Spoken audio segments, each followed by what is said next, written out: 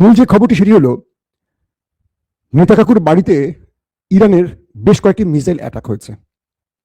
মাঝ আকাশে যখনই এই বিমানগুলোর দেখা মিলে ইন্টারসেপ্টরের, অর্থাৎ ইরান যে মিসাইলগুলো ছোড়ে সে মিসাইলগুলো যখন ইসরায়েলে প্রবেশ করে, ইসরায়েলের আকাশ প্রতিরক্ষা সিস্টেম থেকে সেই মিসাইলে হিট করা হয়। যখন ইরানের মিসাইলের সাথে পথে মানে আকাশ পথে ইসরায়েলের এন্টি মিসাইলের দেখা হয়, একটু হাত দিয়ে দেখে, আমি পরবর্তী লাইভে ভিডিওটি দেখাবার চেষ্টা করব। তো ধরেন এই মিসাইলটি ইরানের আসছে, উপর থেকে ইরানের মিসাইলটি আসছে, নিচ থেকে ইসরায়েলের এন্টি মিসাইলটি আসছে। যখনই এই মিসাইলটি আকাশে এসে দুজনের মুখোমুখি হয়, এটা আস্তে স্লো হয়ে আস্তে করে ইরানের মিসাইলটি আবার উপরে চলে যায়, আর এটি উপরে যায়, তখন এটা আবার নিচে নেমে ঠিক টার্গেটে গিয়ে হিট করে এটা উপরে চলে যায় ফাঁকি দিয়ে। তো এইরকম একটি মিসাইলের পেছনে 4টি মিসাইল মারে ইসরায়েল। এই 4টি মিসাইল এটাকে ইন্টারসেপ্ট করতে গেলে এটি অটোমেটিক ওই 4টা মিসাইলকে ফাঁকি দেয়, একবার ডানে যায়, একবার বামে যায়, একবার পিছিয়ে যায়, একবার স্লো করে স্পিড করে তারপরে ঠিক ইসরায়েলে গিয়ে হিট করে। এই দৃশ্যটি পুরো পৃথিবীর গণমাধ্যমে উঠে এসছে যে ইরান এটি কে করলো। পৃথিবীর ইতিহাসে এই প্রথম কোন মিসাইল যেটি তার গতিপথ পরিবর্তন করছে এবং মাঝ আকাশে এটি সোজা না গিয়ে এটি বাঁকা পথ অবলম্বন করেছে। আমি কি বোঝাতে পেরেছি আপনাদের? অর্থাৎ যে মিসাইলটি সোজা এসে হিট করবে নেতা কাকুর বাড়িতে, সেই মিসাইলটি পথে যখন ইন্টারসেপ্টরের মুখোমুখি হয়, এটি পথে এসে তার অবস্থা স্লো করে হয় নিচে অথবা উপরে অথবা একটু ব্যাক, তারপর কাঙ্ক্ষিত টার্গেট। আর এইটি এন্টি মিসাইল তো এটি না, এন্টি মিসাইল ওটাকে দেখে হিট করবে। এটি যখনই দেখছে এটার গতিপথ পরিবর্তন হয়েছে, তখন এটা অটোমেটিক ফাঁকা জায়গায় গিয়ে হিট করে ওটাও ইসরায়েলের ক্ষতি করেছে। অর্থাৎ ইন্টারসেপ্টর ব্লাস্ট হয়েও হতাহতের খবর পাওয়া যাচ্ছে সেই দেশটির ভেতর থেকে। এটা কি কারিশমা দেখালো ইরান বলেন? এই পর্যন্ত যুদ্ধের ইতিহাসে আমেরিকাকে নিয়ে যতগুলো মিথ আছে, বলা হয় আমেরিকা সবসময় আক্রমণ করতে পছন্দ করে, কিন্তু পৃথিবীর খুব কম দেশ আছে যারা আমেরিকাকে পাল্টা আঘাত করার সাহস করে। কারণ তারা পরাশক্তি, সবচেয়ে পাওয়ারফুল দেশ, সবচেয়ে বড় সেনাবাহিনীর দেশ, তাদের হাতে পৃথিবীর সব প্রযুক্তি আছে। কিন্তু ইরান যখন তাদের পাল্টা প্রতিরোধ করলো, ইরান যখন তাদের সমানে ধোলাই চালানো শুরু করলো, তখন পুরো পৃথিবী থমকে গেল। এটা কেমন দেশ ইরান, যারা আমেরিকাকে ভয় পাচ্ছে না? প্রশ্ন তৈরি হয়ে গেল পৃথিবীর প্রত্যেকটি রাষ্ট্রের কাছে। আমেরিকার যে বেসগুলো আছে আরব কান্ট্রিতে, ইরান শুধু সেখানে 5,000-এর অধিক মিসাইল হিট করেছে, 5,000-এর অধিক আরবের ভেতরে। তাহলে বোঝেন যে কি পরিমাণ মিসাইল এবং ড্রোন ইরান হিট করেছে।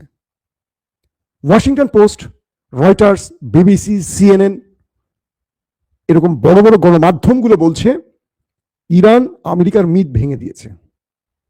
আমেরিকার সেনাবাহিনী, মেরিন সেনারা, কমান্ডো বাহিনীরা যারা গালফ কান্ট্রিতে এসছেন বা আগে থেকে আছেন, তারা ঘাঁটি ছেড়ে চলে যাচ্ছেন বিভিন্ন জায়গায় পালাবার জন্য।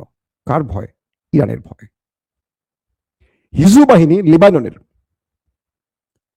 নেতা কাকুর বাহিনীকে যে ব্যাপক ধোলাই দিচ্ছে এটা দেখার মতো।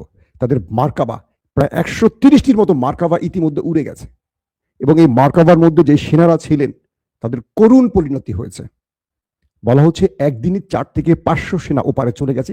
আল মায়াদিন দাবি করছে হিজবুল্লাহর বা কি লেবাননের গণমাধ্যম। ইরান ইসরায়েলের ভেতরে তাদের সিসিটিভি ক্যামেরা হ্যাক করেছে, মানে ইরানের একটা গ্রুপ, হ্যাকার গ্রুপ, ইসরায়েলের ভেতরে তাদের সিস্টেম হ্যাক করে ইরান যে হিটগুলো করছে ওই দেশটির ভেতরে, সেই ফুটেজগুলো সিসিটিভি থেকে সংগ্রহ করছে। এখন পৃথিবীকে দেখাবে ইরান যে ওরা, আমরা যে আক্রমণ করছি ওদের দেশের ভেতরে এগুলো ওরা লুকিয়ে রাখছে, সেই খবর তোমরা এখন দেখো দর্শক। তো ইরান যে ওদেরকে আক্রমণের সময় এই যে ভেলকি দেখাচ্ছে, এই ভেলকিগুলো এখন পুরো পৃথিবীর কাছে অবিস্মরণীয় হয়ে যাচ্ছে, একটা মিরাকেল হিসাবে গেছে যে ইরান এই মিসাইলগুলো কি করে বানালো, আর এই মিসাইলগুলো কি করে আকাশে এসে শত্রুর ইন্টারসেপ্টরকে এইভাবে ফাঁকি দিতে পারে। 2 নম্বর খবর, হরমুজ থেকে এবার চলে যাওয়ার সিদ্ধান্ত নিয়েছে আমেরিকা। ডোনাল্ড ট্রাম্প জানিয়েছেন তার একক ঠেকা পড়ে নাই, তিনি ইরানের সামনে একা লড়াই করবেন। আহা হা হা হা, কি হলো বিষয়টা? মিস্টার ট্রাম্প, আপনি তো অনেক কিছু করবেন বলে ঘোষণা দিয়ে এসছেন, এখন কি হলো?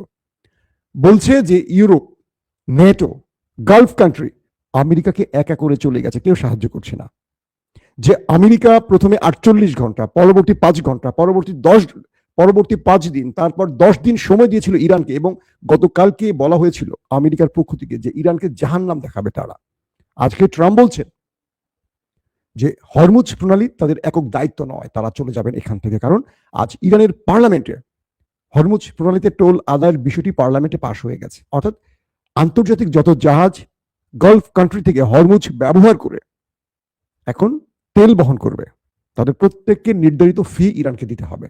এই যুদ্ধ ইরানকে তার অধিকার প্রতিষ্ঠা একটা বড় সাহসী পদক্ষেপ নেওয়ার সুযোগ করে দিয়েছে। আমেরিকা কেন এখন পালাচ্ছে প্রশ্ন আসতে পারে। কারণ আমেরিকা যখন ঘোষণা দিয়েছিল তারা খার্গ আইল্যান্ডে কমান্ডো নামাবে, প্যারাটুপার নামাবে, তখন নতুন করে রাশিয়া থেকে আরেকটি সারপ্রাইজ চলে এলো। রাশিয়া সারপ্রাইজ দিল ভ্লাদিমির পুতিনের দেশ।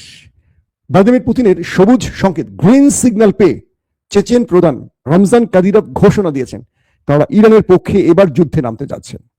তারা এটাকে ধর্মযুদ্ধ বলছেন, এটাকে রিজিওনাল বলছেন না। তার মানে আমরা কি বুঝলাম? এই চেচেনদের আফগানের পক্ষে যুদ্ধের ইতিহাস আছে, এই চেচেনদের আমেরিকার বিরুদ্ধে বা আমেরিকার মিত্রদের বিরুদ্ধে যুদ্ধের লম্বা ইতিহাস আছে। এখন তারা ঘোষণা দিয়েছে যদি আমেরিকার কমান্ডো ইরানের স্থলে অ্যাটাক করতে প্রবেশ করে তবেই চেচেনরা ইরানের হয়ে এই যুদ্ধে নেমে পড়বে। বিভিন্ন গণমাধ্যম এই বিষয়গুলো জানিয়েছে। বিষয়টা কি বুঝতে পেরেছেন? অর্থাৎ ইরান তো এখন লড়াই করছে। রমজান কাদিরভের চেচেন রাশিয়া থেকে গ্রিন সিগন্যাল নিয়েছে, তারা কিন্তু ইউক্রেনেও লড়াই করেছিল রাশিয়ার হয়ে এবং তারা ব্যাপক সাফল্যও পেয়েছিল।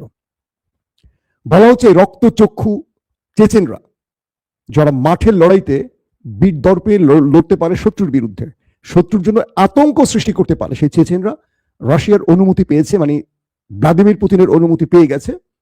যদি আমেরিকা তার কমান্ডো বাহিনী ইরানের ভেতরে নামায় তাহলে চেচেনরা ইরানের হয়ে এই লড়াইতে মাঠে নামবে ইরানের পক্ষে। খেলা এবার জমে গেছে।